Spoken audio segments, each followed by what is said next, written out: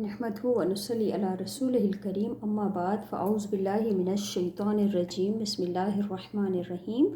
सूरत आली इमरान आयत नंबर 156 खां वठी 164 यानी 156 खां वठी 164 ताईं तर्जुमो। या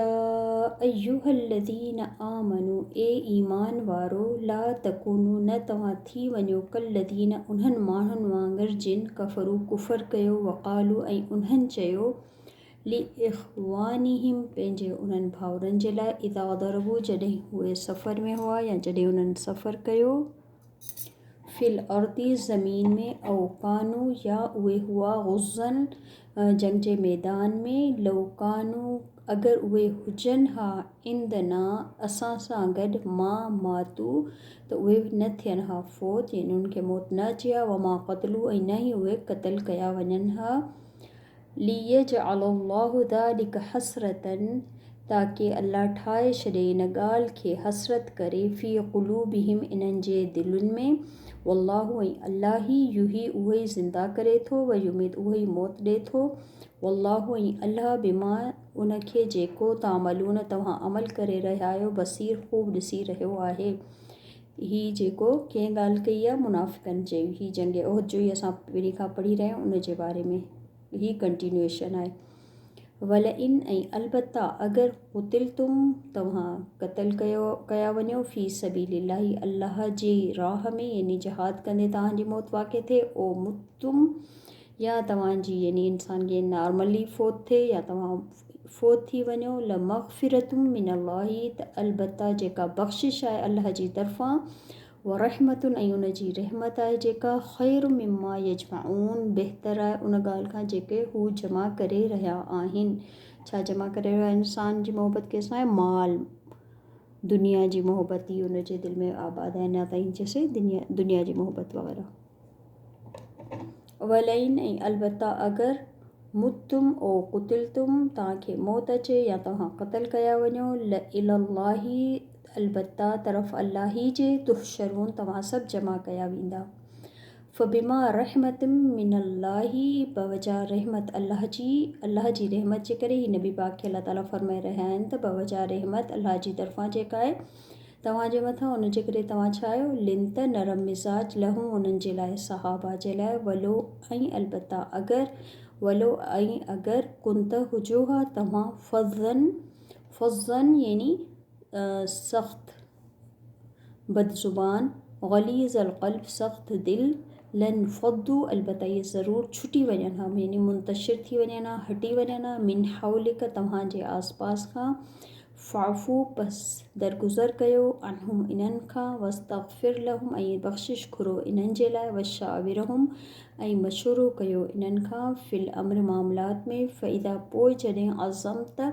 पुख़्ता इरादो कयो तव्हां फ़तवक्कल अलल्लाहि पस भरोसो कयो अल्लाह ते इन्नल्लाह बेशक अल्लाह युहिब्बुल मुतवक्किलीन अल्लाह मोहबत रखे थो भरोसो करण वारनि सां। इन यांसुरकुमुल्लाहु अगरि मदद करे तव्हांजी अल्लाह फला पस न ग़ालिब को बि ग़ालिब ईंदो लकुम तव्हांजे मथां व इन यख़्ज़ुलकुम ऐं अगरि हू छॾे ॾिए तव्हांखे फ़मन दल्लज़ी त पोइ केरु आहे जेको यांसुरकुम मिन बादिही मदद करे तव्हांजी उन खां पोइ यानी अल्लाह जी मदद करण खां पोइ केरु तव्हां ते ग़ालिब नथो अची सघे या अगरि अल्लाह ताला छॾे ॾिए त पोइ केरु बि मदद करण वारो न आहे व अलल्लाहि अल्लाह ही ते फ़लयतवक्कलिल मुमिनून घुर्जे त तवक्कल करनि ईमान वारा वमा कान ऐं नामुमकिन आहे न आहे लिन नबीन कंहिं बि नबीअ जे लाइ ऐं यग़ुल हू ख़यानत करे वमन यग़ुल यअती बिमा ग़ल्ल यौमल क़ियामह ऐं जेको ख़यानत कंदो पेश कयो वेंदो उन ख़यानत सां गॾु क़यामत जे ॾींहुं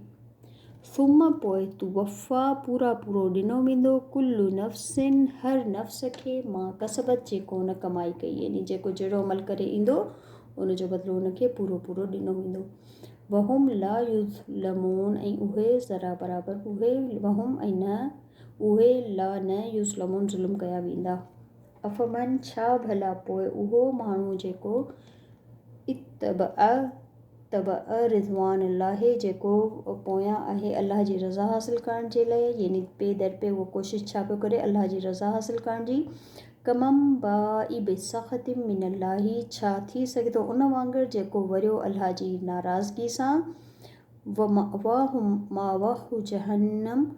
त पोइ ठिकाणो आहे उन माण्हू जे लाइ जहन्नम। व बिसल मसीर ऐं केॾो न बुरो ठिकाणो आहे। हुम दरजातुन इंदल्लाही उन्हनि जा दर्जा आहिनि अल्लाह वटि। वल्लाहु ऐं अल्लाह बसीरुन ख़ूब ॾिसी रहियो आहे बिमा उहो जेको यामलून हू अमल करे रहिया आहिनि।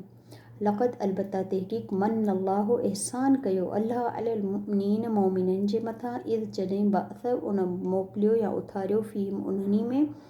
रसूलम मिन अनफुसिहिम हिकिड़ो रसूल उन्हनि मां यतलू जेको पढ़े थो अलहिम उन्हनि ते आयात ही हुन जूं आयात वजू सकीम ऐं हू पाक करे थो उन्हनि खे, यानी कीअं पाक करे थो उन्हनि जी इस्लाह करे थो इख़लाक़नि जी ऐं उन्हनि जे अक़ीदनि जी इस्लाह करे थो। वयू अल्लिमुहुमुल किताब ऐं हू सेखारे थो हुननि खे किताब, कहिड़ी किताब अल्लाह जी किताब क़ुरान। वल हिकमत ऐं हिकमत सेखारे थो। व इन ऐं अलबत्ता या अगरि कानू हुआ व इन कानू ऐं जॾहिं त हुआ उहे मिन क़ब्ल इन खां पहिरीं लफ़ी ज़लालिम मुबीन अलबत्ता खुली गुमराही में।